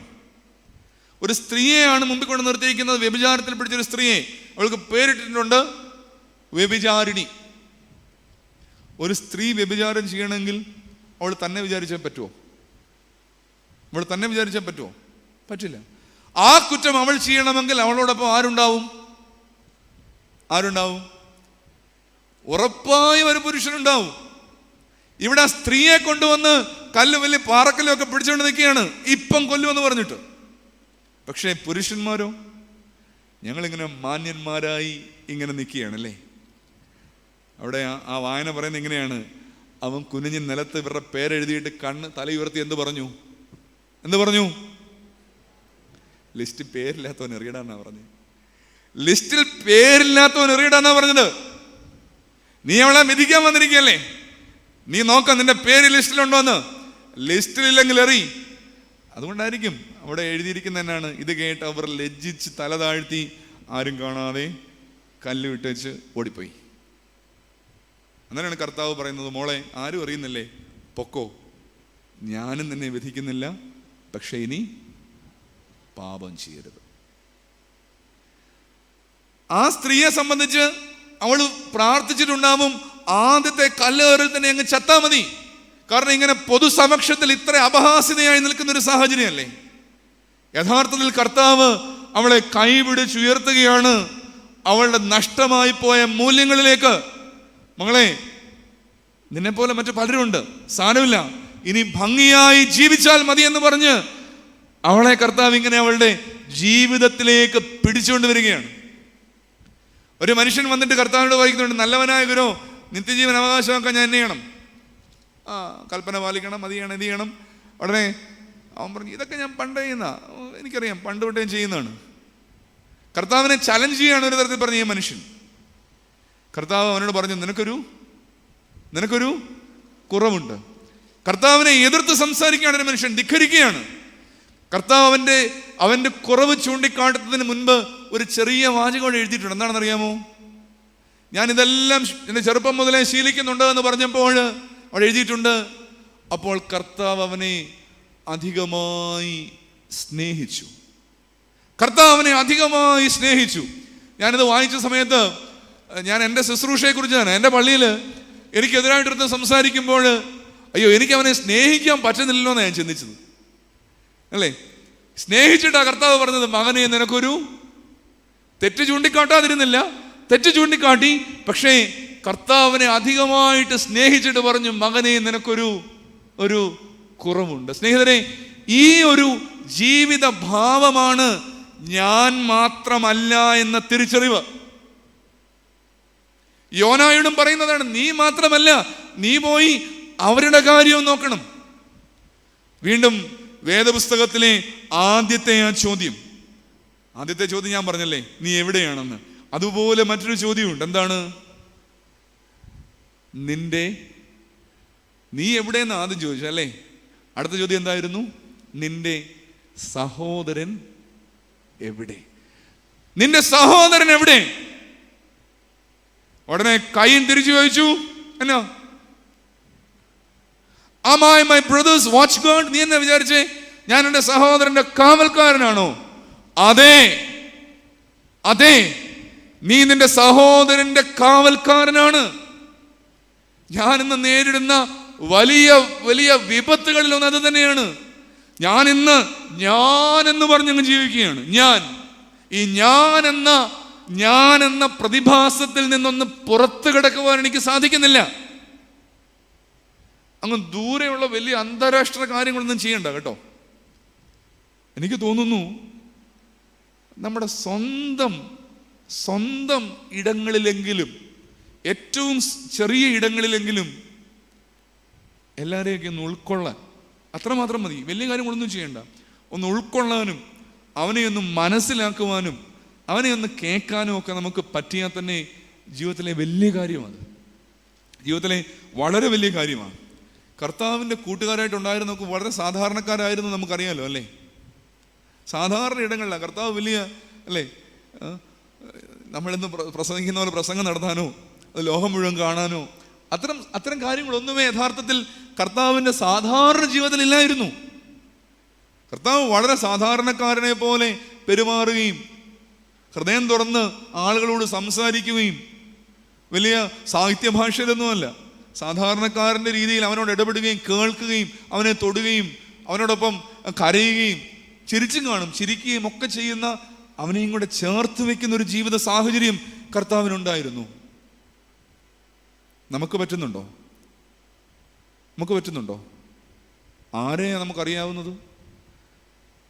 കഴിഞ്ഞ ദിവസം ഒരു വീട്ടിലെ ഒരു മോള് ഒരുത്തനോട് ഒളിച്ചോടി പോയി. അപ്പനും അമ്മയും 2 പിള്ളേരുള്ള വീടാണ്. മോൾ ഒരുത്തനോട് ഒളിച്ചോടി പോയി. അപ്പം വല്ല കാര്യമായിട്ട് പറയുന്ന 8-10 കൊല്ലമായി തുടങ്ങിയിട്ട് ഞങ്ങളാരും ഇതുവരെ അറിഞ്ഞില്ല. അതെന്താ അറിയാഞ്ഞതെന്നാ ചോദ്യം. 8-10 കൊല്ലമായി തുടങ്ങിയിട്ട് ഞങ്ങൾ ഇതുവരെ അറിഞ്ഞില്ല. അതെന്തേ അറിയാഞ്ഞത്? നിങ്ങളുടെ വീട്ടിലല്ലേ താമസിച്ചിരുന്നത്. അതെന്താ അറിയാഞ്ഞത്? അതെന്റെ കുഴപ്പമാണ്. കുഞ്ഞുങ്ങളെ അറിയാൻ പറ്റുന്നില്ല. സെമിനാരിൽ പഠിക്കുമ്പോൾ ഈ പാരിഷ് മിഷനൊക്കെ നടത്തുന്ന സമയത്ത് അന്ന് ഈ കുടുംബ സംഗമം എന്നൊക്കെ പറഞ്ഞ് ഇങ്ങനെ പരിപാടി ഉണ്ടായിരുന്നു. അങ്ങനെ ചേർത്തിരുത്തിയിട്ട് ഭാര്യയും ഭർത്താവിനെയൊക്കെ ചേർത്തിരുത്തും അല്ലേ. അന്ന് അതൊക്കെ പറയാൻ അറിയുള്ളായിരുന്നു. അപ്പോൾ അങ്ങനെ ചേർത്തിരുത്തിയിട്ട് ചോദിക്കും, ഭർത്താവിനോട് ചോദിക്കും, പേപ്പറിൽ എഴുതിക്കേ ഭാര്യയ്ക്ക് ഇഷ്ടമുള്ള ആഹാരം എന്താണ്? നമ്മളോട് ചോദിച്ചാലോ, നമ്മുടെ ഭാര്യയ്ക്ക്, നമ്മുടെ അല്ല ഓരോരുടെ ഭാര്യയ്ക്ക് ഏറ്റവും ഇഷ്ടമുള്ള ആഹാരം എന്താണെന്ന് ചോദിച്ചാൽ നമ്മൾ എന്നാ മറുപടി പറയുന്നത്? സ്ത്രീകൾക്കൊരു പക്ഷേ പറയാൻ പറ്റും, സ്ത്രീകൾക്കൊരു പക്ഷേ ആ കാര്യം പറയാൻ പറ്റും. പക്ഷേ നമ്മളോട് ചോദിക്കുകയാണ് അല്ലെ, 50 വർഷം ഒരുമിച്ച് ജീവിച്ചില്ലേ, 30 വർഷം ഒരുമിച്ച് ജീവിച്ചില്ലേ, നിങ്ങളുടെ ഭാര്യയ്ക്ക് ഏറ്റവും ഇഷ്ടമുള്ള ആഹാരം എന്താണെന്ന് ചോദിച്ചാൽ അതുപോലും സത്യം പറഞ്ഞാൽ അറിയില്ല എന്നുള്ളതാണ് വാസ്തവം. എന്തിനെ അറിയാമെന്നാണ് പറയുന്നത്? ഒന്നും അറിയില്ല. ഒരു കൊച്ചു കുഞ്ഞ് അവൻ്റെ വളർച്ചയിൽ അവൻ ഓരോ ദിവസവും പുതിയ പുതിയ പാഠങ്ങൾ പഠിക്കും. കുഞ്ഞിൻ്റെ വളർച്ചയുടെ കാലത്ത് സത്യം പറഞ്ഞാൽ നമ്മുടെ ദാമ്പത്യ ജീവിതത്തിൽ പോലും അങ്ങനെ എന്തെങ്കിലും പുതുതായി, അങ്ങനെ എന്തെങ്കിലും അല്ലേ, ഈ ന്യൂനെസ് എന്ന് പറയുന്നതാണല്ലോ ജീവിതത്തെ മുൻപോട്ട് നടക്കുന്നത്. എപ്പോഴും പുതിയ പുതിയ കാര്യങ്ങളാണ് ജീവിതത്തെ മുമ്പോട്ട് കൊണ്ടുപോകുന്നത്. നമ്മളിങ്ങനെ വളരെ മൊണോട്ടണസ് ആയിട്ട് നമുക്ക് വേണ്ടി തന്നെ അങ്ങ് ജീവിക്കുക അല്ലേ എന്നുള്ളതാണ് വാസ്തവം. എനിക്ക് ഈ അടുത്ത ദിനങ്ങളിൽ എന്നെ വല്ലാതെ സ്പർശിച്ചൊരു കാര്യമുണ്ട്. ഈ കഴിഞ്ഞ ദിവസം ഫേസ്ബുക്കിലൊക്കെ വന്നായിരുന്നല്ലോ, കുന്നംകുളത്തുള്ള ഒരു മോന് ഒരു അമ്മച്ചിയെ കൊണ്ടുവന്നിട്ട് ഒരു കാറിൽ കൊണ്ടുവന്നിട്ട് ഒരു വയലിൻ്റെ സൈഡിലിരുത്തി പാട്ട് കേൾപ്പിക്കുന്ന നിങ്ങൾ കണ്ടു കാണും, കുറച്ച് പേരെങ്കിലും കണ്ടു കാണും. അത് ഫേസ്ബുക്കിൽ കണ്ട കാഴ്ച എന്നാണ്. പക്ഷെ ഞാൻ കണ്ട കാഴ്ച ഇവിടെ ദൂരെയൊന്നുമില്ല. ഞാൻ കോന്നിന്ന്, എൻ്റെ വീട് കോന്നിയിലാണ്. കോന്നിന്ന് പത്തനംതിട്ടയിലേക്ക് വരുമ്പോഴേ ഈ മലശ്ശേരി മുക്കിനോട് ഞാൻ ഇടയ്ക്ക് കയറി വരുന്നൊരു വഴിയുണ്ട്, ഒരു ഇടവഴിയാണ്. റോഡ് പണി, മെയിൻ റോഡ് പണിയായതുകൊണ്ട് ഞാൻ അതിലെയാണ് കയറി വരുന്നത്. ഞാൻ എല്ലാ ദിവസവും വൈകുന്നേരങ്ങളിൽ അതിലേ പോകുമ്പം കാണുന്ന ഒരു കാഴ്ച, സത്യം പറഞ്ഞാൽ എൻ്റെ കണ്ണ് നിറഞ്ഞൊരു കാഴ്ചയാണ്. ഞാൻ അവിടെ കണ്ട കാഴ്ച, ഒരപ്പനും മോനും, ഇവർ രണ്ടുപേരും ഉടുപ്പൊന്നും ഇട്ടിട്ടില്ല, കയ്യിൽ എടുത്തിട്ടുണ്ട്, മാസ്ക് വെച്ചിട്ടുണ്ട്. ഈ അപ്പച്ചന് ഹൈന്ദവരാണ്, അവർ കണ്ടാൽ നമുക്കറിയാം ഹൈന്ദവരാണ്. ഈ പിതാവിന്, അദ്ദേഹത്തിന് ഒരു എതിലായാലും എബവ് 80-85 അത്രയുണ്ട് പുള്ളിക്ക് പ്രായം. ഈ മകൻ അപ്പൻ്റെ 2 കക്ഷത്തിലൂടെയും കൈ അങ്ങോട്ട് കയറ്റിയിട്ടിട്ട് ഈ അപ്പനെയും കൊണ്ട് റോഡിൽ കൂടെ നടക്കുകയാണ്. എല്ലാ ദിവസവും ഉണ്ട്, ഇന്നും ഉണ്ട്. അപ്പൻ്റെ 2 കക്ഷത്തിലൂടെ കൈ അങ്ങോട്ട് കയറ്റിയിട്ടിട്ട് ഈ അപ്പനെയും കൊണ്ട് നടത്തുകയാണ്. വൈകിട്ട് വെയിലാറുമ്പോൾ റോഡിൽ കൂടെ, ഇങ്ങനെ വലിയ തിരക്കില്ലാത്ത റോഡാണ്, അതിലേക്ക് കൂടെ നടത്തുകയാണ്. നമ്മളെ കൊണ്ട് പറ്റുമോ? പറ്റത്തില്ല എന്നുള്ളത് പോട്ടെ. എനിക്ക് തോന്നുന്നു നമ്മുടെയൊക്കെ വീടുകളിൽ നിന്ന് ഏറ്റവും അധികം സ്ട്രഗിൾ ചെയ്യുന്നൊരു കൂട്ടമാണ് നമ്മുടെ വൃദ്ധരായ മാതാപിതാക്കൾ. അവർക്ക് വാട്സപ്പ് ഒന്നുമില്ല, അവർക്ക് ഫേസ്ബുക്ക് ഒന്നുമില്ല, അവർക്ക് ആകെയുള്ളതൊരു വേദപുസ്തകം കാണും. പിന്നെ നമ്മൾ പറയുന്ന എന്തെങ്കിലുമൊക്കെ ഉള്ളൂ അവർക്ക്. നമ്മൾ അവരോട് പറയുന്നത് എന്നാണ്? പ്രാർത്ഥിച്ചുകൊണ്ടിരുന്നാൽ പോരെ അമ്മച്ചിക്കുള്ള അന്നത്തിൻ്റെ കുറവാ, ഭക്ഷണത്തിന് ഭക്ഷണമില്ലേ, ധരിക്കാൻ വസ്ത്രമില്ലേ, പ്രാർത്ഥിക്കാനില്ലേ, പിന്നെ എന്തിൻ്റെ കുറവാ? കുറവുണ്ട്. അവരുടെ ആരും വർത്താനം പറയാനില്ല എന്നുള്ളതാ കുറവ്. മക്കളൊക്കെ മോന് ഗൾഫിൽ നിന്ന് വിളിക്കുമ്പം അമ്മച്ചി ഇങ്ങനെ ഇവിടെ നിൽക്കും, എന്താണ് ഫോണിൽ കൂടെ പറയുന്നതെന്ന് കേൾക്കാൻ, അല്ലേ? അമ്മച്ചി ഇങ്ങനെ ചോദിക്കുമ്പം മരുമക്കത് ഇഷ്ടക്കേടാവും ചിലപ്പോഴൊക്കെ. ഈ അമ്മയ്ക്ക് എന്നാത്തിൻ്റെ സോക്കേടൊന്നും അല്ലെന്നേ. പ്രായമായി കഴിയുമ്പോൾ അവർക്കുണ്ടാവുന്ന ഒരു നോവും വേവും ഒക്കെയാണ്. മക്കൾ കരുതണമെന്നുള്ളൊരു ആഗ്രഹവും മക്കളോട് സംസാരിക്കണം തോന്നലും, അതൊക്കെ ഈ കരുതലിനകത്ത് വരുമെന്നേ. ഞാൻ മാത്രമല്ല എന്നുള്ളൊരു ബോധ്യം അത് ആഴത്തിൽ അടിവരയിടണം. പ്രത്യേകിച്ച് ഈ കാലത്ത് ഗൾഫിൽ നിന്ന് മക്കളൊക്കെ വിളിക്കുമ്പോൾ ഇത് ലൈവായിട്ടൊക്കെ കാണില്ല നമ്മളൊക്കെ. അമ്മമാരുടെയൊക്കെ ഒന്ന് സംസാരിക്കണം, അപ്പന്മാരുടെയൊക്കെ സംസാരിക്കണം. ഇതെല്ലാം കഴിഞ്ഞിട്ട് വന്നിട്ട് ഇവരെ അങ്ങ് ഊട്ടി പാലം കടത്തിയേക്കാം, അങ്ങനൊന്നുമില്ല. നമുക്കറിയില്ലല്ലോ എന്താണ് ജീവിതമെന്ന്. ഞാനാണോ അവരാണോ നമ്മളാണോ ആർക്കും അറിയില്ല. അതുകൊണ്ട് അല്പവും കൂടെ ഒന്ന് ദയാവായ്പോടെ നമുക്കൊന്ന് ഇടപെടാം. എൻ്റെ ഒരു സ്പർശനം ആവശ്യമുള്ള ആരെങ്കിലുമൊക്കെ എൻ്റെ അയൽപ്പക്കത്ത് കാണുമെന്നേ. ഒരു 3 ലക്ഷം രൂപ 4 ലക്ഷം രൂപ എന്ന് പറയുന്നതൊന്നും ഒരു വലിയ തുകയൊന്നുമല്ല ഇന്നത്തെ കാലത്ത് ധനികരായ ആളുകൾക്ക്. ഞാൻ ഈ ദിവസങ്ങളിൽ കൃത്യമായി പറയാം. ഇന്നലെ ഒരു സ്ത്രീയുണ്ട്, എനിക്കറിയാവുന്ന ഒരു സ്ത്രീയാണ്. അവർക്കൊരു വീടില്ല, അവർക്കൊരു 4 ലക്ഷം രൂപ വേണം. അവരൊരു വാടക വീട്ടിലാണ് താമസിക്കുന്നത്. അവരാ എങ്ങനെയൊക്കെയോ, ഭർത്താവില്ല, ഒരു കുഞ്ഞ് മോളേ ഉള്ളൂ, അവൾ വെച്ചിട്ട് പ്രശ്നങ്ങളൊക്കെ ആണ്, വീട്ടിലാണ്. അപ്പോൾ ഈ പെൺകുട്ടി, ഇന്നലെയാണ് അവർ 1 ലക്ഷം രൂപ എഗ്രിമെന്റ് അഡ്വാൻസ് കൊടുത്തു. ഇന്നലെയാണ് ഇവർക്ക് ഈ പൈസ കൊടുത്ത് തീർക്കേണ്ടത്. ഇന്നലെ രാത്രിയിൽ വിളിച്ചു വെച്ചാൽ അവർ വന്ന് ഭയങ്കര ബഹളമാണ്. വീടിൻ്റെ ഉടമസ്ഥർ ഇപ്പോൾ ഇറങ്ങണം, എവിടേക്കാണ് പോകേണ്ടത് അറിയില്ല. മോള് പറഞ്ഞു പള്ളിയിലെങ്ങണം പോയി, അച്ഛൻ അവിടെ താമസിക്കുന്നൊന്നുമില്ല, പള്ളിയിലെങ്ങണം പോയി പാഴ്സലയിൽ പോയി അമ്മ താമസിക്കാൻ പറഞ്ഞു, അല്ലേ? ഒരു 4 ലക്ഷം രൂപ മതി, 3 ലക്ഷം രൂപ മതി. പക്ഷേ അതങ്ങോട്ട് സ്വരുക്കൂട്ടാൻ അവർക്ക് പറ്റുന്നില്ല. 1 കോടിയുടെ വീട് കുദാശ ചെയ്തിട്ട് വന്ന് അച്ഛനോടാണ് പറയുന്നത് 3 ലക്ഷം രൂപ ഉണ്ടായിരുന്നെങ്കിൽ അച്ഛാ ഞങ്ങൾക്ക് സ്വന്തമായിട്ടൊരു വീടുണ്ടായിനി. അവിടെയാണ് ഈ സഹജീവി അല്ലെങ്കിൽ മറ്റുള്ളവൻ അപരൻ എന്നുള്ള തോന്നലിൽ നിന്നൊക്കെ പലപ്പോഴും നാം പിന്നോട്ട് പോകുന്നത്. 10 കൽപ്പനയിൽ തന്നെ പറയുന്നത്, 10 കൽപ്പന എത്ര ഉണ്ട്? അതൊരു വല്ലാത്ത ചോദ്യമാകും അല്ലേ? 10 കൽപ്പനയിൽ 6ഉം 4ഉമായിട്ടാണ് തിരിച്ചിരിക്കുന്നത്. 4 എണ്ണമേ ഉള്ളൂ ദൈവവുമായുള്ള ബന്ധത്തെക്കുറിച്ച് പറയുന്നത്. ആദ്യത്തെ 4 എണ്ണമേ ഉള്ളൂ ദൈവബന്ധത്തെക്കുറിച്ച്. ഞാൻ ദൈവമായ യഹോവയാണ്, ഞാനല്ലാതെ വേറെ ദൈവം ഉണ്ടാവരുത്. പിന്നെന്താ?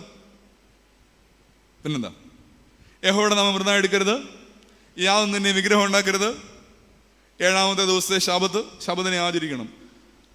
10ലെ 4 എണ്ണമേ ഉള്ളൂ ദൈവവുമായുള്ള ബന്ധത്തെക്കുറിച്ച്. ബാക്കി 6 എണ്ണം എന്താണ്?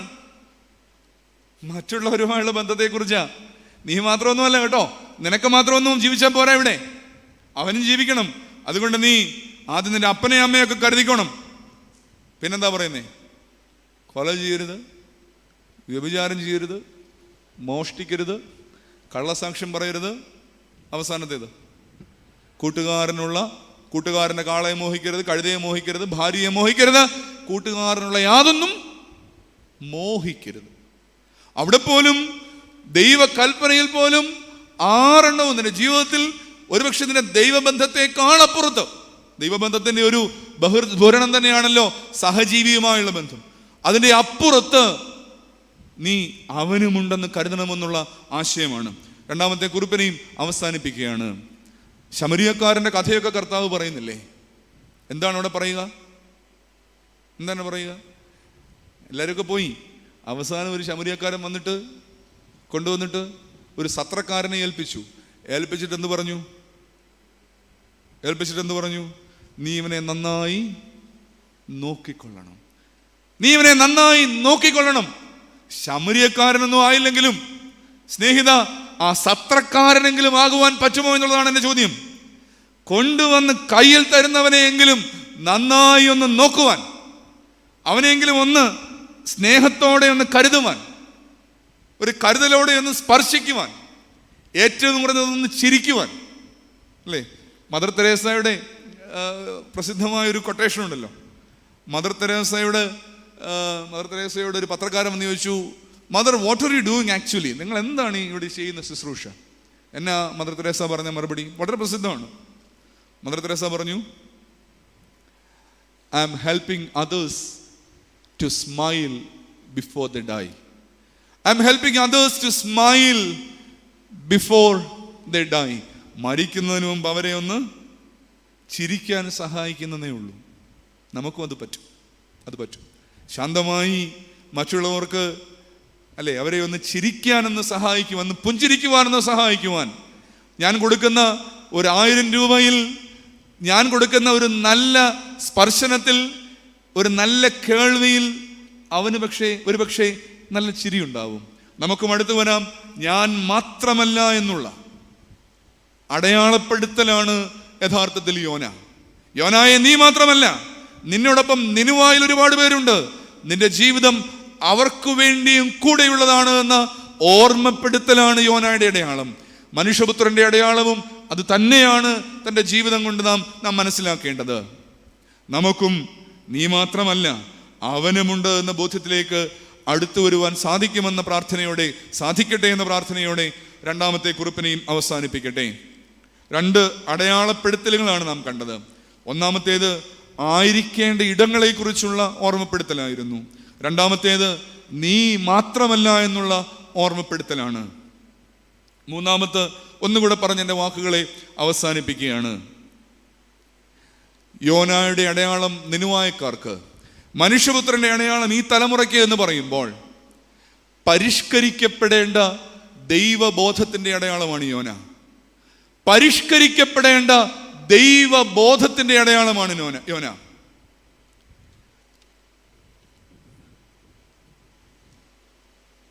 തിരുമേനി അച്ഛനോട് പറയും, അച്ഛൻ ഇന്നു മുതൽ ഈ പള്ളിയുടെ വികാരിയാണ്. ഞാൻ ആ പള്ളിയിൽ പോകും. 3 വർഷം ആ പള്ളിയിൽ അവിടുത്തെ സേവനം പൂർത്തിയാവുമ്പോൾ തിരുമേനി പറയും, താങ്കളുടെ ഇവിടുത്തെ സേവനം മതിയാവും, താങ്കൾ ഇനിയും അടുത്ത പള്ളിയിലേക്കാണ് പോകേണ്ടത്. അപ്പോൾ താങ്കളെന്ന് പറയുന്ന ഞാൻ അവിടുത്തെ ജോലികൾ അവസാനിപ്പിച്ച് അടുത്തയിടത്തേക്ക് പോകും. അല്ലേ? അതൊരു സിസ്റ്റത്തിൻ്റെ ഭാഗമാണ്. ഒരാൾ പറയുന്നു, ഞാൻ അതിനെ അനുസരിക്കുന്നു, അങ്ങനെ അങ്ങ് പോവുകയാണ്. യോനയെ സംബന്ധിച്ച് ഈ വേദഭാഗം വായിക്കുമ്പോൾ ശ്രദ്ധേയമായ കാര്യം, യോനായോട് യഹോവ പറയുകയാണ്, നീ പോയി നിനുവായിൽ പ്രസംഗിക്കണം. അപ്പൊ യോന ചിന്തിച്ചു, ഞാൻ മുമ്പേ പറഞ്ഞ കാര്യങ്ങളൊക്കെയാണ്. പോയാൽ എന്താണ് പ്രയോജനം, പോയില്ലെങ്കിൽ എന്താണ് പ്രയോജനം? അവിടെ പോയി ഞാൻ പറഞ്ഞ് അവന്മാർ നന്നായില്ലെങ്കിൽ പിന്നെ എനിക്ക് നാണം കേടല്ലേ? യോന കുറെ കാൽക്കുലേഷൻസ്, കുറെ കണക്ക് കൂട്ടലുകൾ വരുത്തിയിട്ട് യോന അവസാനം തീരുമാനിച്ചു, തൽക്കാലം ഞാൻ നിനുവായിലേക്ക് പോകുന്നില്ല. ലളിതമായ വാക്കിൽ പറഞ്ഞാൽ, യോനായെ സംബന്ധിച്ച് ഈ കഥ തുടങ്ങുന്നിടത്ത് God was an employer of Jonah. യോനയെ സംബന്ധിച്ച് യഹോവ എന്ന് പറയുന്നത് അവന് ഒരു തൊഴിൽ ദാതാവാണ്. I am his employee and he's my employer. അവൻ എന്നോട് പറയുന്നു, അവൻ പറയുന്ന പോലെ ഞാൻ ചെയ്യുന്നു. അതുകൊണ്ടാണ് യഹോവയെ നിസാരമാക്കി കളയുവാൻ യോനായ്ക്ക് ഒരു മടിയുമില്ലാതിരുന്നു. പക്ഷേ കുറെ കഴിഞ്ഞപ്പോൾ, 2-ാമത്തെ അധ്യായത്തിലേക്ക് വരുമ്പോൾ യോന എന്താണ് ചെയ്യുന്നത്? യോന തൻ്റെ ദൈവബോധം, ദൈവത്തെക്കുറിച്ചുള്ള തൻ്റെ ബോധം പരിഷ്കരിക്കുകയാണ്. അവൻ മനസ്സിലാക്കുകയാണ്, യഥാർത്ഥത്തിൽ അവൻ എന്നോട് ഇങ്ങനെയൊക്കെ പറഞ്ഞപ്പോൾ അവന് ചില ഉദ്ദേശങ്ങളൊക്കെ ഉണ്ടായിരുന്നില്ലേ? ഞാൻ ഇതിനെയൊക്കെ കളഞ്ഞിട്ടല്ലേ യഥാർത്ഥത്തിൽ തർസീസിലേക്ക് പോകുവാൻ തക്കവണ്ണം ശ്രമിച്ചത്. സ്നേഹിതരെ, ദൈവബോധം അല്ലെങ്കിൽ ദൈവസങ്കല്പം എന്നൊരു ചിന്തയുണ്ട്. ഞാൻ എങ്ങനെയാണ് മറ്റൊരുവനെ മനസ്സിലാക്കുന്നത് എന്നുള്ളതാണ് എൻ്റെ സങ്കല്പം. നമുക്കെല്ലാവർക്കും നമ്മുടെ കുഞ്ഞുങ്ങളെക്കുറിച്ച്, പങ്കാളിയെക്കുറിച്ച്, അപ്പനെക്കുറിച്ച്, അമ്മയെക്കുറിച്ചൊക്കെ ഓരോ സങ്കല്പങ്ങളുണ്ട്. ഇവിടെ യോനയ്ക്ക് ദൈവത്തെക്കുറിച്ചുള്ള സങ്കല്പമാണ്. അവൻ എനിക്ക് ജോലി നൽകുവാനുള്ള, അല്ലെങ്കിൽ അവൻ എനിക്ക് ഇന്ന കാര്യങ്ങൾ നൽകുമ്പോൾ അതൊരു ഉടമ അടിമ വ്യവസ്ഥയിൽപ്പെട്ടൊരു കാര്യമാണ്. യോനയുടെ ഒരു അടയാളമായിട്ട് അത് നിൽക്കുകയാണ്. നിന്റെ ദൈവത്തിന് നിന്റെ ജീവിതത്തിൽ നീ എന്ത് സങ്കല്പത്തിലാണ് അവനെ കാണുന്നത്, അല്ലെങ്കിൽ എന്ത് സ്ഥാനമാണ് നീ അവന് കൊടുക്കുന്നത്? നീ അവനെ ഒരു ദാതാവായിട്ടാണോ കാണുന്നത്? നിനക്ക് ദാനങ്ങൾ നൽകുവാനുള്ള ഒരു ഇടമായിട്ടാണോ നീ അവനെ കാണുന്നത്? അതോ അതിനപ്പുറത്ത് നീ അവനെന്തെങ്കിലും സ്ഥാനങ്ങൾ നൽകുന്നുണ്ടോ? നമ്മുടെ കർത്താവ് അല്ലേ, നമ്മുടെ പള്ളിയുടെ പേരെന്താണ്? ഇമ്മാനുവേൽ. വാക്കിന്റെ അർത്ഥം എന്താണ്? ദൈവം നമ്മോട് കൂടെ എന്നാണ് അല്ലേ. ഇത് ആരോട് പറഞ്ഞാണ്? ആരോട് കൂടെ പറഞ്ഞാണ്? യെശയ്യാ പ്രവചനം പണ്ട് പറഞ്ഞാണ്. ചോദ്യം ഉത്തരം എല്ലാം സാറ് തന്നെ പറയുന്നത് കേട്ടോ, കുട്ടിയൊന്നും പറയുന്നല്ലേ. യെശയ്യാ പ്രവചനം പണ്ട് പറഞ്ഞിരുന്നു, കന്യക ഗർഭിണിയായി പ്രസവിക്കുക, അവൻ ഇമ്മാനുവേൽ എന്ന് പേര് വിളിക്കണം. അതിനാണ് പുതിയ നിയമത്തിലും അരുളപ്പാടായിട്ട് വന്നു. പുതിയ നിയമത്തിന്റെ തുടക്കത്തിൽ വിശുദ്ധ മത്തായിയുടെ സുവിശേഷത്തിൽ പറയുന്നതാണ്, അവൻ ഇമ്മാനുവേൽ എന്ന് പേര് വിളിക്കണം. മത്തായിയുടെ സുവിശേഷം അവസാനത്തെ വാക്യം 28-ാം അധ്യായത്തിൽ 28-ാം വാക്യം എന്താണെന്ന് അറിയാമോ? കണ്ടാലും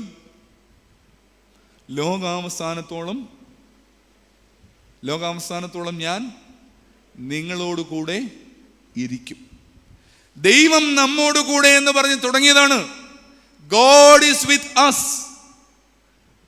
അവൻ പറയുകയാണ്, I am with you till the end of the world. ഞാൻ നിന്നോട് കൂടെ ഉണ്ട് എന്ന് പറഞ്ഞാണ് അവസാനിക്കുന്നത്. ഈ കർത്താവിൻ്റെ ദൈവബോധം എന്നുള്ളത് വലിയൊരു പഠന വിഷയമാണ്. പഴയ നിയമകാലത്ത്, ഈ യോനയുടെ കാലത്തൊക്കെ, അവന് മുമ്പൊക്കെ ഈ ദൈവമെന്ന് പറയുന്ന, യഹോവ എന്ന് പറയുന്നത് ഭയങ്കര പേടിയായിട്ടൊരു ഒരാളായിരുന്നു. അതുകൊണ്ടാണ് ഭയങ്കരനായ യഹോവ, ഭീകരനായ യഹോവ എന്ന വിശേഷണങ്ങൾക്ക് ഉപയോഗിക്കുന്നത്. യഹോവ എന്ന് പറഞ്ഞാൽ പേടിക്കത്തക്ക ഒരാളാണ്. ഈ യഹൂദന് അവൻ്റെ പുസ്തകത്തിൽ യാഹ്വേ എന്ന 3 അക്ഷരം, യാഹ്വേ എന്ന എബ്രായ അക്ഷരം കാണുമ്പോൾ ആ പേര് പോലും പറയാൻ അവന് പേടിയായിരുന്നു. അതുകൊണ്ട് യാഹ്വേ എന്ന 3 അക്ഷരം കാണുമ്പോൾ അവന് അങ്ങനെ പറയാതെ അഡോണായി എന്നാണ് പറഞ്ഞുകൊണ്ടിരുന്നത്. അത്രയ്ക്ക് പേടിയായിരുന്നു. ഈ ഒരു പശ്ചാത്തലത്തിലാണ് ദൈവം നമ്മോടുകൂടെ എന്ന് പറഞ്ഞ് മനുഷ്യപുത്രൻ താഴേക്ക് ഇറങ്ങി വരുന്നത്. മനുഷ്യപുത്രൻ താഴേക്ക് ഇറങ്ങി വന്ന് അതുവരെ ദൈവത്തെ കണ്ടിരുന്ന ഒരവസ്ഥയ്ക്ക് ഒരു മാറ്റം വരുത്തി. എന്നിട്ട് അവനൊരു പുതിയ ദൈവ സങ്കല്പം പഠിപ്പിച്ചു കൊടുത്തു. എന്താണെന്നറിയുമോ ആ സങ്കല്പം?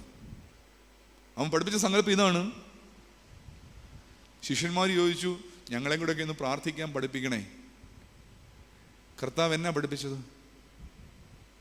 പഠിപ്പിച്ചത്? സ്വർഗസ്ഥനായ ഞങ്ങളുടെ യഹോവേ, അങ്ങനെയാണോ പഠിപ്പിച്ചത്? സ്വർഗസ്ഥനായ ഞങ്ങളുടെ ദൈവമേ, അങ്ങനെയാണോ പഠിപ്പിച്ചത്? പിന്നെന്താ പഠിപ്പിച്ചത്? കർത്താവ് പഠിപ്പിച്ചു, നീ പേടിക്കേണ്ട ഒരാളല്ല അവൻ, നീ ഭയപ്പെടേണ്ട ഒരാളല്ല അവൻ. അവൻ പഠിപ്പിച്ചു, അവൻ നിന്റെ അപ്പനാണ്, അവൻ നിന്റെ പിതാവാണ്. എത്ര വിശാലമായൊരു സങ്കല്പമാണെന്ന് ചിന്തിച്ചു നോക്കൂ.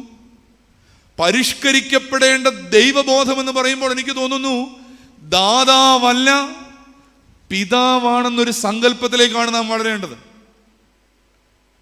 നിനുവായക്കാർ ഈ കഥയുടെ അവസാനം അതിലേക്ക് വളർന്നു. അതുകൊണ്ടാണ് അതുവരെ അവർ ഭയപ്പെട്ടിരുന്ന, അല്ലെങ്കിൽ അവർ നിരസിച്ചിരുന്ന, നിരാകരിച്ചിരുന്ന ഒരു യഹോവയുടെ വാക്ക് അവർ കാര്യമായിട്ട് എടുക്കുകയും അതിനനുസരിച്ച് പ്രവർത്തിക്കുകയും അതിൻ്റെ ഉത്തരം ലഭിക്കുകയും ഒക്കെ ചെയ്തത്.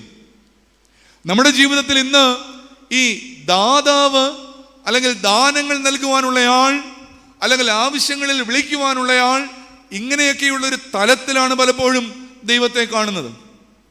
ആത്മീയത പോലും ഇന്ന് ചില പ്രത്യേക സന്ദർഭങ്ങളിൽ എടുത്തണിയുവാനുള്ള ഒരു ആഭരണമാണ് നിൽക്കുന്നത്. അങ്ങനെയാണ്.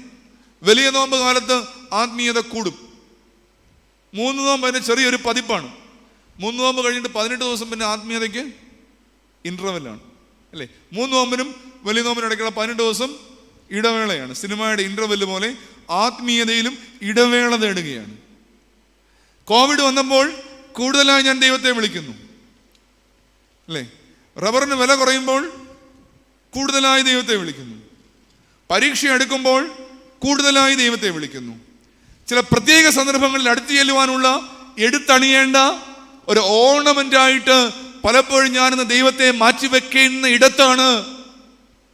കണ്ടാലും ഞാൻ നിന്നോട് കൂടെ ഉണ്ട്, മകനേ എന്ന് പറയുന്ന ദൈവശബ്ദം.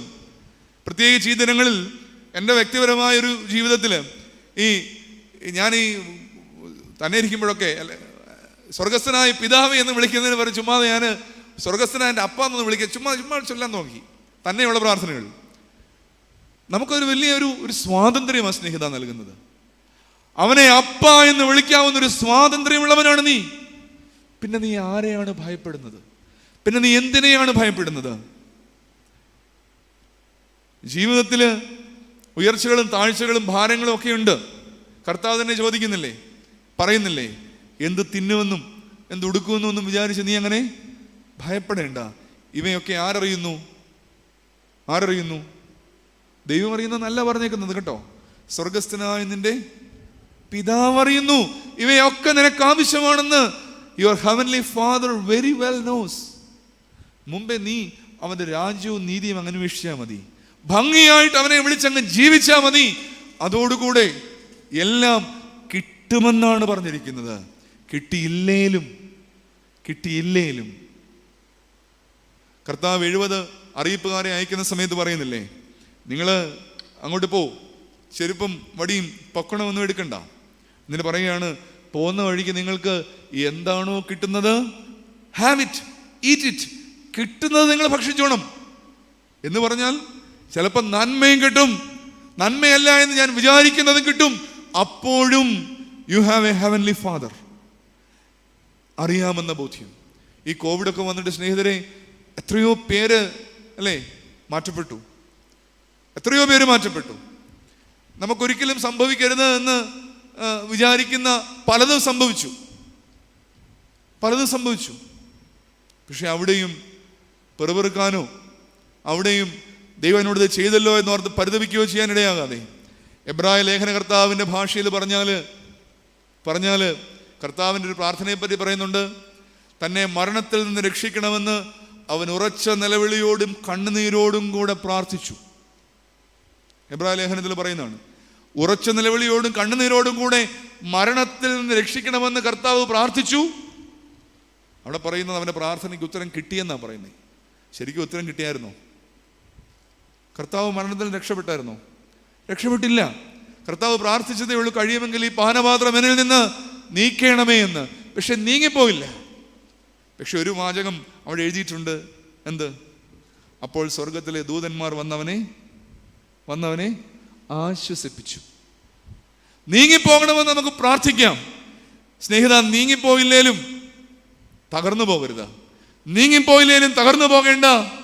സ്വർഗത്തിലെ ദൂതൻ ആശ്വാസകനായിട്ട് അവിടെ ഉണ്ടാവും. കാരണം അവൻ എൻ്റെ അപ്പനാണ്. ഈ ഒരു പരിഷ്കരിക്കപ്പെട്ട ദൈവബോധ്യം ഈ നാളുകളിൽ കൂടുതലായി നമുക്കുണ്ടാവണം. തകർന്നു പോകാതെ, ഭാരപ്പെടാതെ, തളർന്നു പോകാതെ. അപ്പൊ നിന്റെ അടുക്കലേക്കൊന്ന് യഥാർത്ഥമായി എടുത്തു വരുവാൻ, അത്തരം ഒരു ആത്മീയതയിൽ നിന്ന് രൂപപ്പെടുത്തുവാനൊക്കെ നീ എന്നെ സഹായിക്കണമേ എന്ന് നമുക്ക് പ്രാർത്ഥിക്കാം. എൻ്റെ വാക്കുകളെ ചുരുക്കുവാൻ തക്കവണ്ണം ഞാൻ ആഗ്രഹിക്കുകയാണ്. യോന നിനുവായക്കാർക്കൊരു അടയാളമാണ്. യോനായ്ക്ക് നന്മകളും കുറവുകളും ഒക്കെയുണ്ട്. യോന ചെയ്ത നല്ല കാര്യങ്ങളുമുണ്ട്, യോന ചെയ്ത മോശം കാര്യങ്ങളും ഒക്കെയുണ്ട്. പക്ഷെ അതെല്ലാം ഒരു അടയാളമാണ്. നിനുവ എന്ന വലിയ ജനതയ്ക്ക് മുൻപിൽ യോന ഒരു പുസ്തകമായിട്ട് നിൽക്കുകയാണ്. നമ്മുടെ മുൻപിലും യോനായും സാക്ഷാൽ ദൈവപുത്രനും നിൽപ്പുണ്ട്. ഈ തലമുറയുടെ അടയാളം ദൈവപുത്രനാണ്. യോനായിലൂടെ, നമ്മുടെ കർത്താവിലൂടെ നമുക്ക് ലഭിക്കുന്ന 3 അടയാളങ്ങളായിരുന്നു നമ്മുടെ ധ്യാന വിഷയം. ഒന്നാമത്തേത്, നാം ആയിരിക്കേണ്ട ഇടങ്ങളെക്കുറിച്ചുള്ള ഒരു ഓർമ്മപ്പെടുത്തലായിരുന്നു. തെറ്റിൻ്റെ ഇടങ്ങളിൽ ചെന്ന് പെട്ടിട്ടുണ്ടെങ്കിൽ, ചെന്ന് പെടുന്നുണ്ടെങ്കിൽ, ചെന്ന് വിടുവാൻ സാധ്യതയുണ്ടെങ്കിൽ, കർത്താവേ, ആ അമ്പ് ലക്ഷ്യം കൊള്ളാതെ മാറിപ്പോകാതെ ലക്ഷ്യസ്ഥാനത്തെത്തുവാൻ തക്കവണ്ണം ഞാൻ ആയിരിക്കേണ്ട ഇടങ്ങളിലേക്ക് എന്നെ മടക്കി വരുത്തണമേ. ആയിരിക്കേണ്ട ഇടങ്ങളിലേക്ക് മടക്കി വരുത്തണം. രണ്ടാമത്തേത്, ഞാൻ മാത്രമല്ല എന്ന ആഴത്തിലുള്ളൊരു തിരിച്ചറിവ് ഉണ്ടാകണമെന്നുള്ളതാണ്. യോന എന്ന വ്യക്തി മാത്രമൊന്നുമല്ല. യോനായ്ക്ക് പലപ്പോഴും പരിഭവവും പരിദേവനവും ഒക്കെ ഉണ്ട്. ആ വണക്ക് പോയപ്പോഴും ഒക്കെ യോന പരിഭവിക്കുന്നുണ്ട്. യോനയെ പഠിപ്പിക്കുകയാണ്, നീ മാത്രമല്ല, അവരുമുണ്ട്. നമ്മൾ മാത്രമല്ല, നമ്മുടെ പരിസരങ്ങളുമുണ്ട്. അപ്പനുണ്ട്, അമ്മയുണ്ട്, ഭാര്യയുണ്ട്, കുഞ്ഞുങ്ങളുണ്ട്, അയൽപക്കക്കാരുണ്ട്, ഒന്ന് തൊടാനുള്ളവരുണ്ട്, കേൾക്കാനുള്ളവരുണ്ട്, ഒന്ന് ചിരിച്ചു കാണിക്കുവാനുള്ളവരുണ്ട്. ഞാൻ മാത്രമല്ല, അവനുമുണ്ട് എന്നുള്ളതാണ് രണ്ടാമത്തെ ഓർമ്മപ്പെടുത്തൽ. മൂന്നാമത്തേത്, എൻ്റെ ദൈവചിന്തയുടെ ഒരു ഓർമ്മപ്പെടുത്തലാണ്. ഞാനിന്ന് വളരെ അപരിഷ്കൃതമായ ഒരു ഗോഡ് കൺസെപ്റ്റിലാണ് ജീവിക്കുന്നത്. ഞാൻ പ്രാർത്ഥിക്കുന്നു, അവൻ നൽകുന്നു, ദാനങ്ങൾ നൽകുമ്പോൾ അവൻ എൻ്റെ ദൈവം, അല്ലാത്തപ്പോൾ പോ. അതല്ല. ഹബക്കൂക്ക് പ്രവചനത്തിലേതുപോലെ അത്തിവൃക്ഷം ഫലം നൽകിയില്ലെങ്കിലും, മുന്തിരിവള്ളിയുടെ പ്രയത്നഫലം ഇല്ലാതെയായാലും, ഒലിവുമരം നഷ്ടമായി പോയാലും, ഗോശാലയിലെ കന്നുകാലി ഇല്ലാതെയായാലും, ഹബക്കൂക്ക് പ്രവചനത്തിലെ അതിമനോഹരമായ പരാമർശങ്ങളാണ്. ഇതൊന്നുമില്ലെങ്കിലും എൻ്റെ രക്ഷയുടെ ദൈവത്തിൽ ഞാൻ ഘോഷിച്ചുല്ലസിക്കും. കർത്താവേ, നീ എൻ്റെ അപ്പനായതുകൊണ്ട് ഞാൻ നിൻ്റെ മകനുമല്ലേ. നമ്മൾ തമ്മിലുള്ള ബന്ധം, ആ ബന്ധം ഒന്ന് കൃത്യതയുള്ളതാക്കുവാൻ ഈ ദിനങ്ങൾ നമുക്ക് വേർതിരിക്കാം. അപ്പ, നിന്നെ അപ്പനായിട്ടൊന്ന് കാണാൻ, ഞാൻ നിൻ്റെ മകനല്ലേ. ശാന്തമായി നിൽക്കുമ്പോൾ ആ ബന്ധത്തിലേക്ക് യഥാർത്ഥമായിട്ടൊന്ന് അടുത്തു വരുവാൻ തക്കവണ്ണം എന്നെ ഒന്ന് കൂടുതൽ ബലപ്പെടുത്തണമേ എന്ന് നമുക്ക് പ്രാർത്ഥിക്കാം. വാക്കുകളെ അതിൻ്റെ പരിസമാപ്തിയിലേക്ക് കൊണ്ടുവരട്ടെ. ഈ നിനുവ നോമ്പ്, നമ്മുടെ പെരുന്നാൾ ആചരണം, ഇതൊക്കെയും ഞാൻ പറഞ്ഞു തുടങ്ങിയതുപോലെ ഈ വർഷം അത് ആഴത്തിലുള്ളതാകണം. ആഴത്തിലുള്ളതാകുമ്പോൾ ഉത്തരവും ശക്തിയുള്ളതാകും. ആ ആഴത്തിലുള്ള നിലവിളിയോടൊപ്പം നമ്മുടെ ജീവിതാനുഭവം, സാധാരണ ജീവിതാനുഭവം മെച്ചപ്പെടുത്തുവാൻ തക്കവണ്ണം ഈ അടയാളങ്ങളെ നമ്മുടെ ഹൃദയത്തിലേക്ക് നമുക്ക് ചേർത്ത് വയ്ക്കാം. ദൈവം വാഴ്ത്തി അനുഗ്രഹിക്കാം.